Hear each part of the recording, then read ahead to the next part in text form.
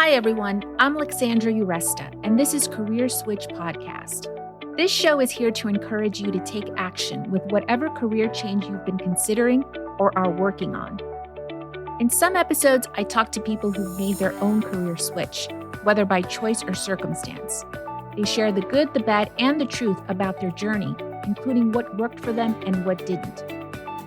In other episodes, I speak with experts who offer their best career advice on issues that can come up during the process of making a career change.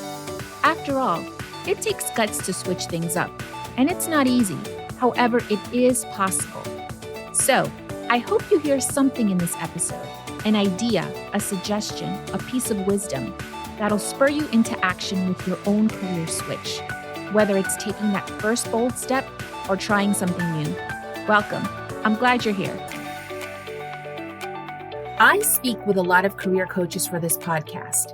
They share such great advice and insight about making a career change.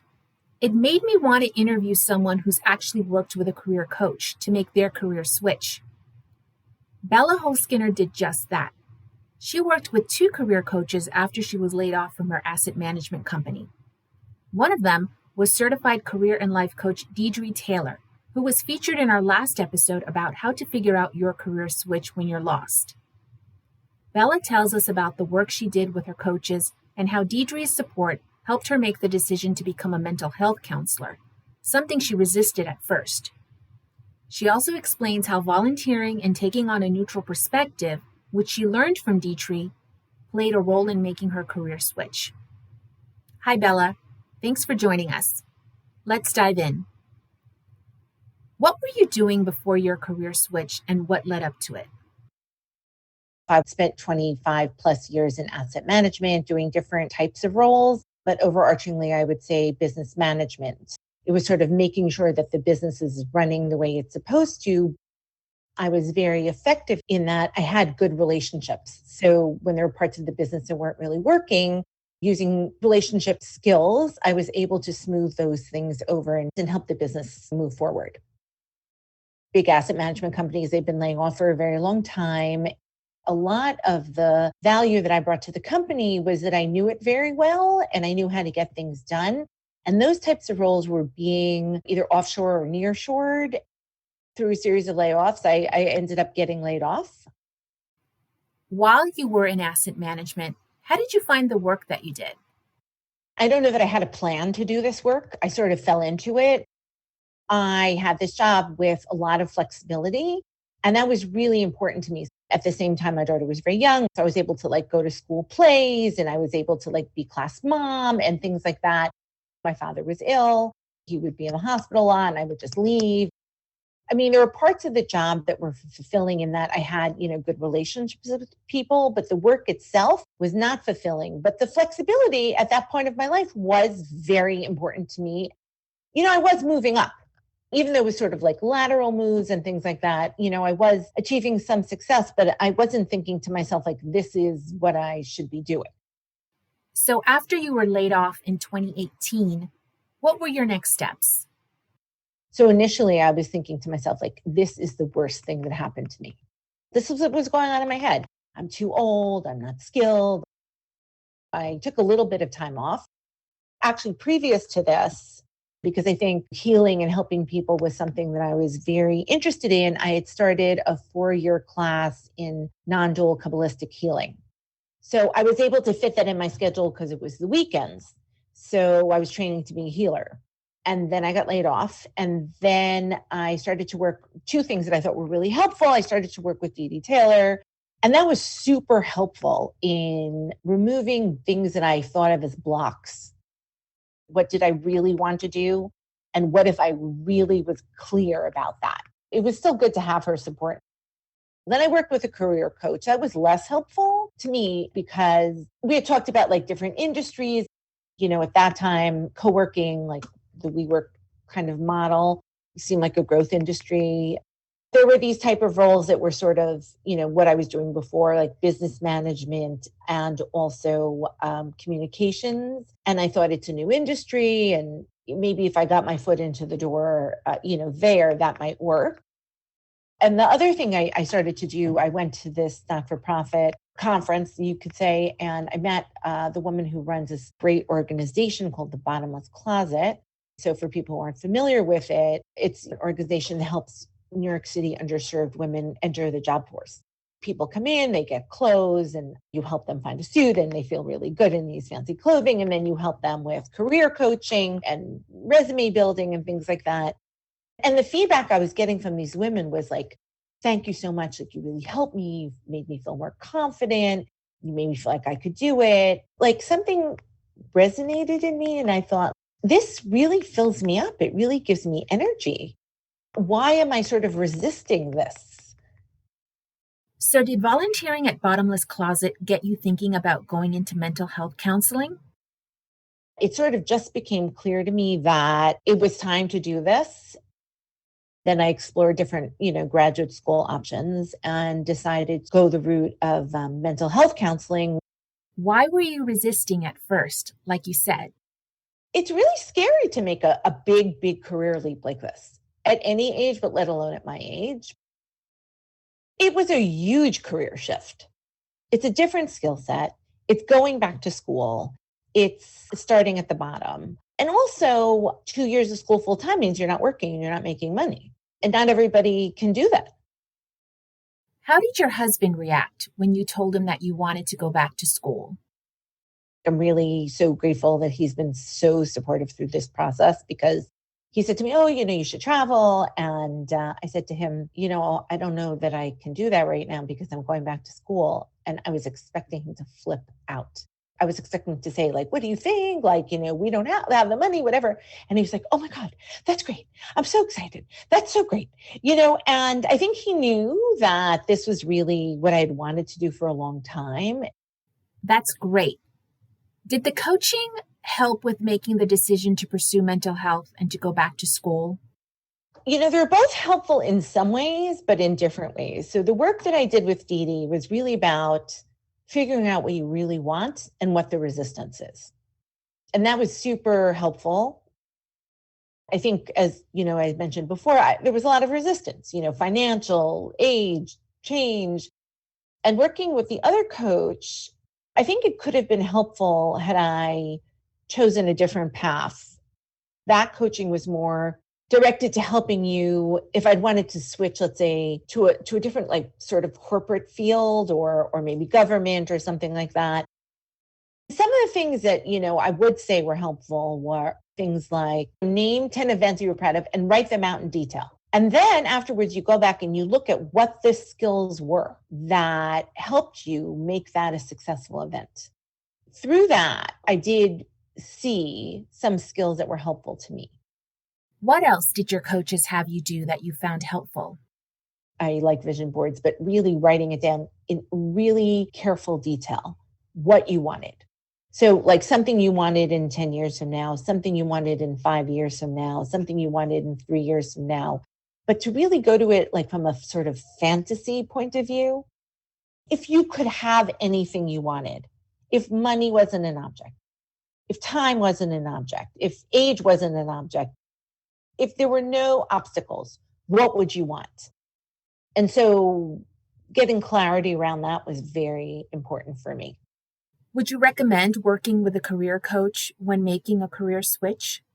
I would say if you can get help, you should always get help. Why not have support if you can afford it? There are ways to do it. The career coach I was working with was studying to get certified, and she needed, a certain amount of clients so I didn't pay her. So, you could try to do it that way. What else helped you initially?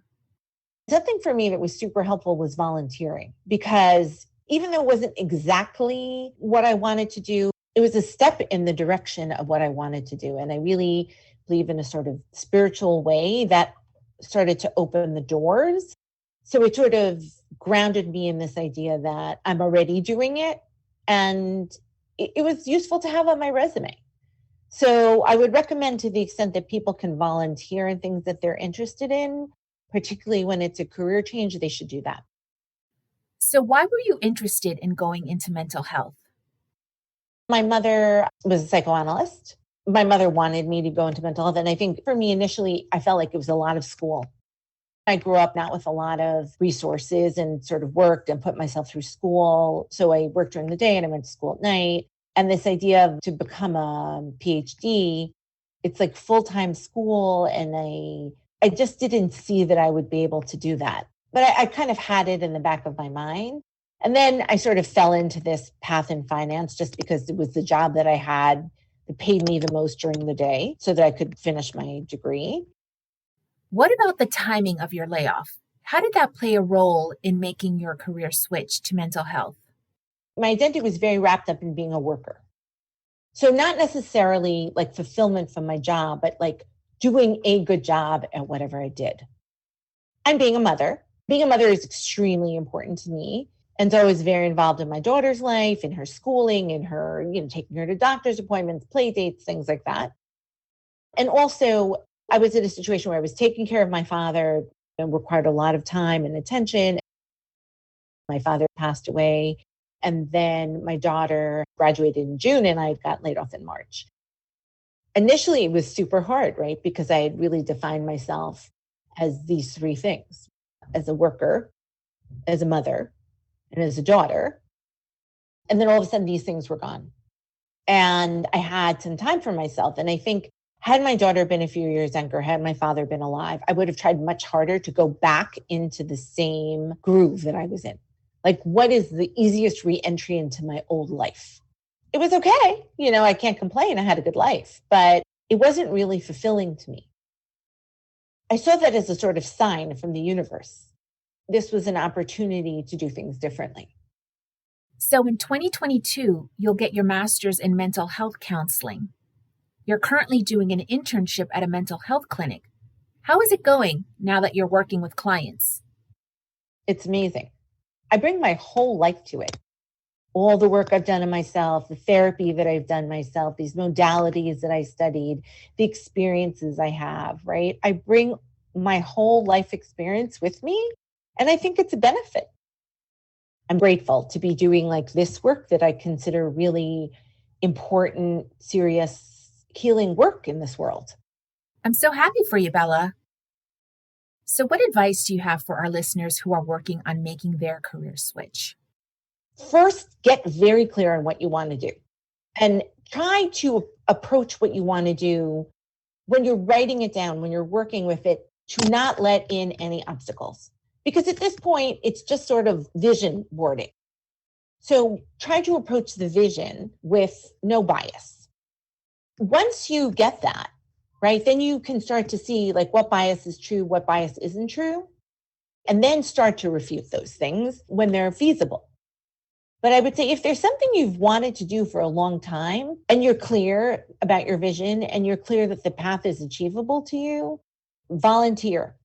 Because people will say, well, I don't have that experience. Like, how can I ever do it? I don't have that experience. There's always some way. Or if it's not exactly, like to me, right, I volunteered in something that was not exactly, but close enough. You have this feeling like I'm on my path. And I think like when you volunteer and put good in the world, the universe like sort of opens up to help you. What about advice for people who are resisting, like you did, and are thinking it's too hard to make a career switch? It's true.